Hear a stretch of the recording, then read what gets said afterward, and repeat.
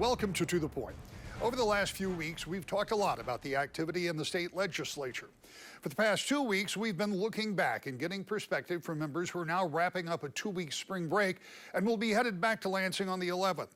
We've heard from members who are navigating having been in the majority, now in the minority, and we'll hear from another one of those later on in this show. We've also heard from those who moved from the minority to the majority, likely a more enjoyable transition. But now a different perspective from a freshman member who was elected in November and comes into the House just as her Democratic Party takes control. Grand Rapids Representative Kristen Grant. Representative, let's start by talking about a new experience for you. This, as a freshman, this has been your first quarter in the legislature. It has been, as I've pointed out on the shows for the past couple of weeks, perhaps more, a very unusual time. For all the years I've covered it, I've never seen anything move quite as quickly as this as some of these bills have, and perhaps not in the regular order in all cases. So it has really been kind of a whirlwind. We were talking about that just a minute ago. Give me your impact of your first 3 months in office. 3 months, wow.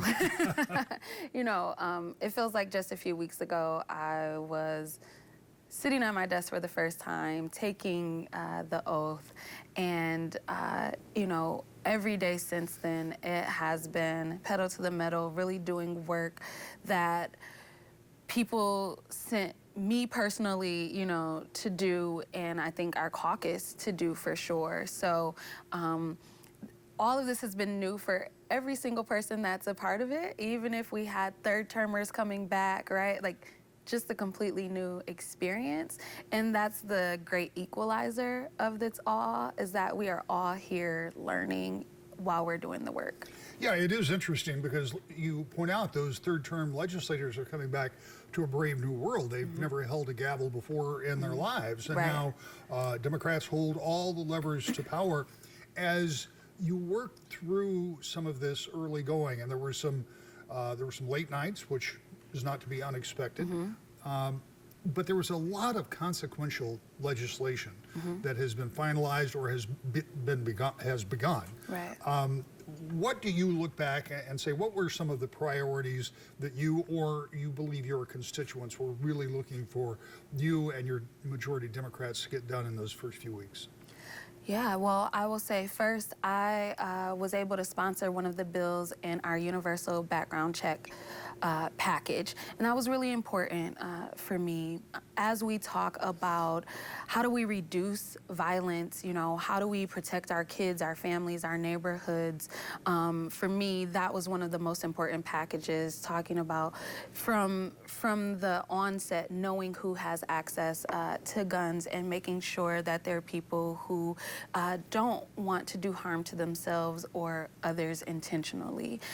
So that package was really important. We know that there are 3 packages in the gun bill legislation. 2 of them have moved forward, and ERPO, which is the red flags package, is still being worked on.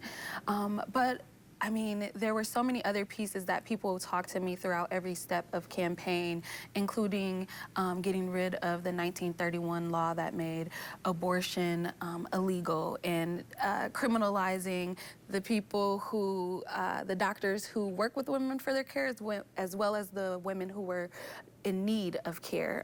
That was important, just because the conversation around abortion is so nuanced, and no matter where you fall on either side of the spectrum, I think that we should all be able to agree that women have should have the opportunity to make their own decisions concerning their body. So that was important. We have also done a lot of work to support working people in our state. And so the conversation around unions and labor, which, to be a West Side girl, the conversation is completely different on this side of the state than it is on other sides of the state. But having the opportunity to look at what can the role of unions and supporting workers' rights look like in this new day and age of manufacturing and of corporations in general. And then increasing the EITC tax credit huge, right? Very, very instrumental for families who are looking to just know that they can take care of their families, that the money that they give to support the state can also come back to them to support the family that they're building is important as we look to retain people in the state. And we can go on and on, right? But a lot of important work that was done, and a lot of people may say that we moved really quickly, but that's because we've had decades of feedback, hearing from the people that we serve saying, this is what we want. When you think about the things that were the kind of the check the box kind of items, you went through a number of those. As you come back, and as you point out accurately, there's still some work to be done on gun legislation. And I should point out there are other bills out there that could still be considered that were not part of those first three. I believe you're on one of those as well. Before we get too far ahead of ourselves, one of the other things you're going to have to work on is budgeting. Yes. Budget's a big deal. It'll be the first time for a lot of members dealing with this kind of a budget. You've worked with budgets before from your time with the school board, but this will be a much bigger budget. And in order to get budgets done, normally it takes cooperation. You have to work with the minority as well as the majority, unless you can keep all 56 Democrats together on every budget bill, which I suggest would be kind of difficult to do. So how do you come back and try to generate that kind of cooperation? Because there's been a lot of go it alone here in the first 3 months.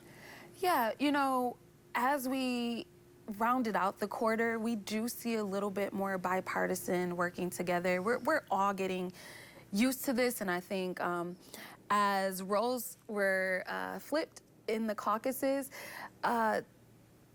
Republicans are learning what it means to not be in the majority and what it means to work together as a minority party in the state, you know, as well. So the goal is always to have bipartisan support because we're serving the entire state, not just the people from one party. Budgeting, we're right in the midst of that right now.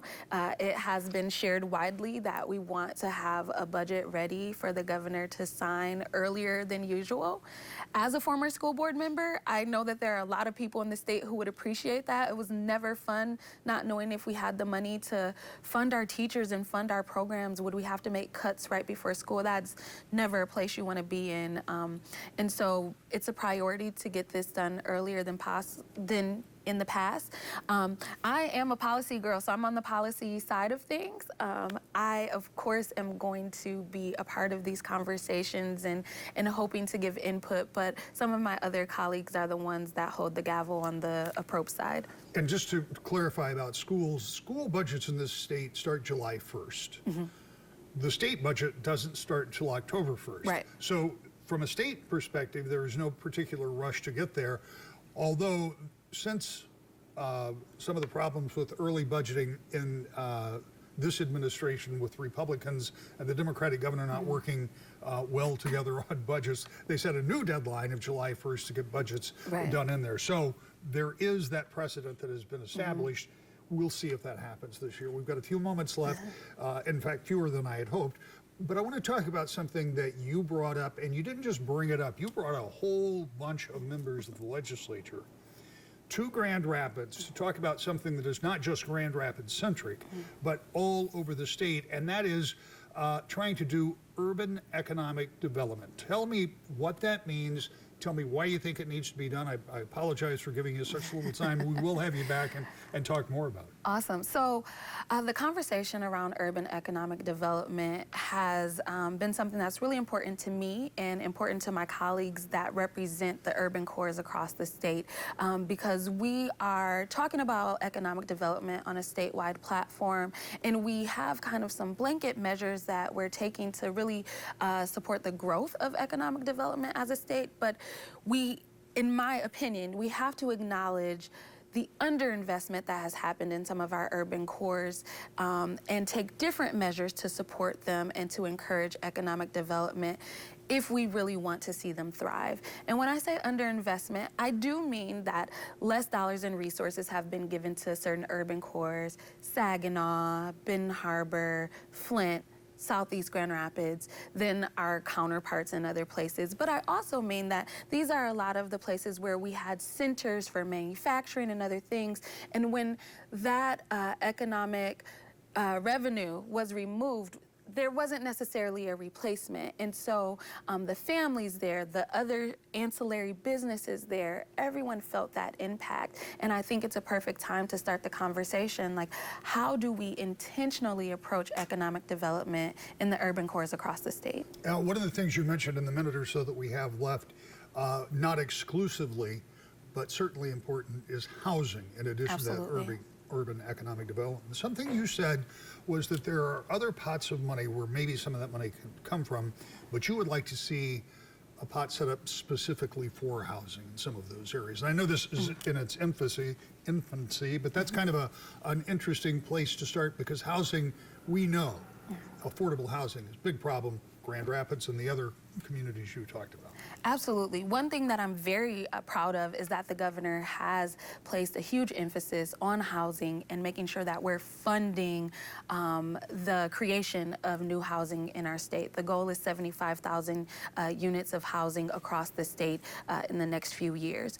But when we're specifically talking about these urban areas, the centers of our cities, so to speak, it is, for me, a conversation around how are we being intentional and not pricing people out of the spaces that they have been for generations, and also giving them pathways to ownership and not just rental opportunities. So we have an economy right now and a marketplace that is putting people on the pathway to be renters for the rest of their lives. And that's not the intention. We know that your rental costs over your life will increase exponentially. If you have access to ownership, your housing costs decrease over time. So we should give people opportunities for both of those things.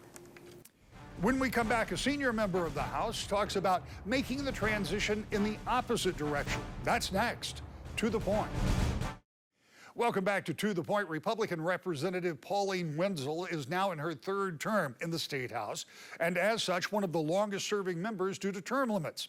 As session was about to break for spring recess, we talked about the unique session so far and what comes next.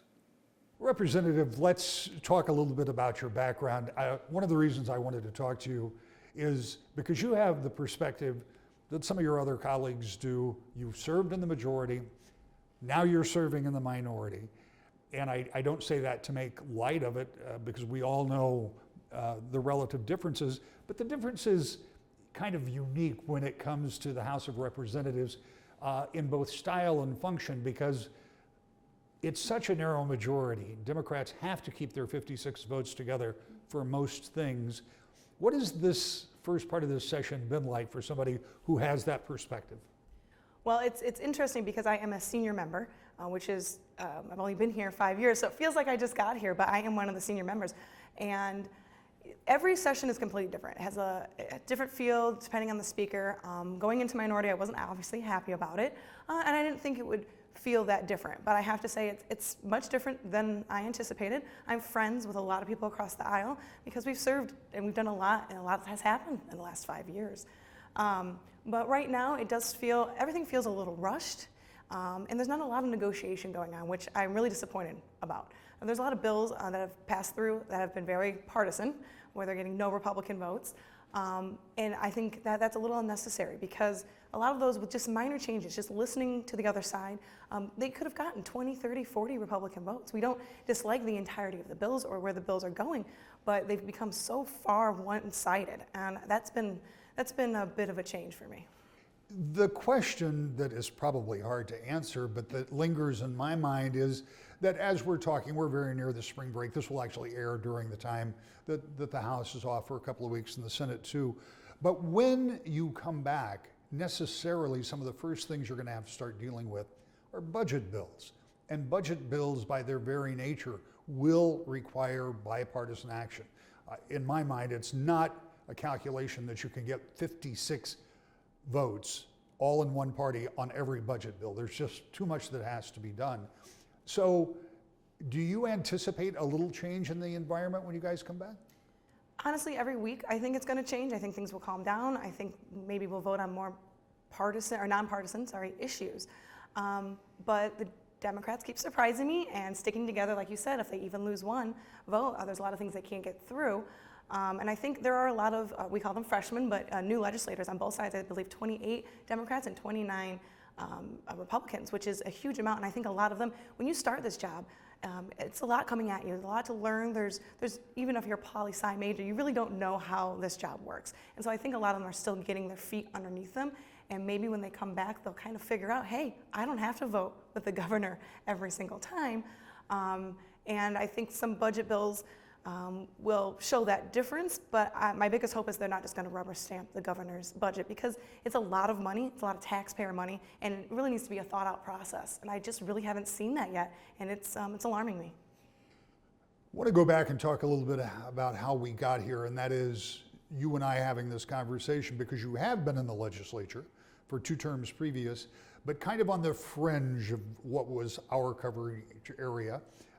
Because of redistricting, you're in Van Buren County now, largely. Mm-hmm. And one of the reasons that I wanted to have you on the show was not only to get your perspective, but talk a little bit about why you ended up running for the House in the first place and what that experience has been like. Well, I ran when I was 28 years old, so I was one of the youngest Republican women and one of the youngest members of the legislature at the time. And my family was born and raised in Watervliet, Michigan, a tiny town in northern Berrien County, and I just felt like my generation wasn't doing enough for our communities. And everybody was so mad about politics at that time. Now it's even more ramped up, I think, but even at that time, and people weren't, they like to be keyboard warriors, as we call them, and I was just tired of that. And so I thought, hey, I can do this. I can make a difference in my community and go to Lansing and be a voice for Southwest Michigan, because I think sometimes we get a little forgot about in our corner. We're not Grand Rapids, we're not Detroit, we're not the UP, and we kind of get lost. So I knew my family's been around for generations. I had lots of family support. And it was a really eye-opening experience, but a really great one. I'm not going to say I love everything about this job, but I love a lot of it. And I'm happy to be representing now Van Buren County, a lot of family from there as well. And I even have the bottom portion of Allegan. So I now cover 3 counties, and it's been great to know the area better. Southwest Michigan just has a lot to offer. What's the thing that has been the most surprising for you? I mean, this job comes with a lot of surprises. As you pointed out, you can be a poli-sci major and not understand how all of this job works, but in that period of time, there's been a lot going on around this Capitol building. Yes, so when I signed up, I didn't think that a pandemic would happen. I just figured out the job. I'd been in about, I think it was a year and a few months when COVID happened, and I just got my feet underneath me, figured out the ropes, so to speak, and then COVID hits, and we had to completely relearn the job.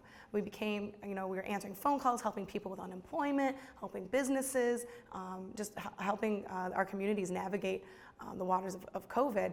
But you asked what was surprising to me about this job, and honestly, it is how diverse the state of Michigan is. I love traveling. I've traveled every corner of this state, and you have 110 representatives here, and every one of us truly represents, I think, our districts very well. But we are so different, and we come from such different backgrounds, different belief systems, our people are so different throughout the state. So when you get 110 of us in a room, it's pretty interesting. A lot of fireworks, a lot of diversity, but we're all here for the same reason, and I hope, and that's to make Michigan a little better. We talked about some of this and what's going to be happening when you come back. You're going to have to be working on the budget, and as you said, you hope there'll be conversations about that. But there is another part of the job that goes beyond some of the big stuff that you've been dealing with in the first opening weeks, and beyond the budget, which is probably the single biggest thing that you're taxed with doing when you get elected to this job. But the other thing, and I think this is what members focus on a lot, is doing things locally, the constituent service kind of things. And recently you and Senator Nesbitt, you share the district, he in the Senate, you in the House, sent out a release talking about a concern that you had with Consumers Energy and a program in Van Buren County. Tell me about that, and tell me what you as a state legislator are trying to achieve. So I'm honored to be the minority vice chair of energy. I've sat on energy for 4 years now, and so I've gotten familiar. It's not my background, it's nobody's background, probably on energy, but Consumers wants to run a new power line through 20-mile long power line through Van Buren County. And unfortunately, that power line goes through a lot of people's front yards property. It's not taking a less populated area. In fact, there's even a Vietnam War memorial that's going to need to be taken down in somebody's yard that he's paid for himself, and it's been there for years. It's going to need to be removed. So Senator Nesbitt and I are a little upset that we don't think this is quite the best route. We know that companies need to make money, and their answer to us is that this is the most cost-effective, but I don't necessarily think that it's the best for the community. So this is an ongoing conversation, I assume, that you'll have with consumers. Yes. What are some of the other things that you like to work on? Obviously, you've been on energy now for most of your terms. What else are you focused on, and what are the things that you would like to accomplish, understanding that accomplishing things from the minority will be somewhat more difficult? It will be a little more difficult, yes. But I'm hoping, like you said, community projects to bring money back for our communities. One of those major issues right now in Berrien and Van Buren and Allegan is broadband. And that's something I've worked on since the beginning. In fact, I don't have internet at my house even. So it's something that's very personal to me. During COVID, we know all the issues with kids at school, at home, people working from home. This has now become a bigger issue in Lansing, and there's a lot of funds out there. We have federal funds, we have state funds, but it's working together. It's working with the county commissions, and our congressman and the senator. And that's something I'm really hoping to bring back. When you talk about some of that surplus money, when I talk to folks, first of all, I never would have predicted there would have been that much money that would have been left on the books. Right. But when I first started talking to members, almost the first thing out of everyone's mouth, it didn't matter if there was a D or an R after the name, and they were talking about broadband. We've got to get this throughout the state. And I guess I've been a little surprised there hasn't been a more concerted effort. Is there something in the works I'm missing, or is it still kind of a piecemeal approach? Well, as we say, nothing happens fast in Lansing, though I might change that tone now. The last couple of weeks, things have been moving pretty quickly. But I think it's good. Things need to be thought out, but there's a lot of players here at hand. I think for everybody to come together, it's not going to be a fast process, and some of it's little fixes. I have a bill right now that I've reintroduced that allows for property tax to be exempt on broadband infrastructure. So hopefully that helps bring in some new companies, and that entices them, and it helps some of our companies that are already there to maybe expand more. But that's just a little part of the puzzle. I think that COVID, I mean, I hate to blame COVID for everything, but COVID has definitely slowed a lot of things in Lansing the last couple of years, and we're just getting kind of back from that and going, and I think that's a big part of it as well.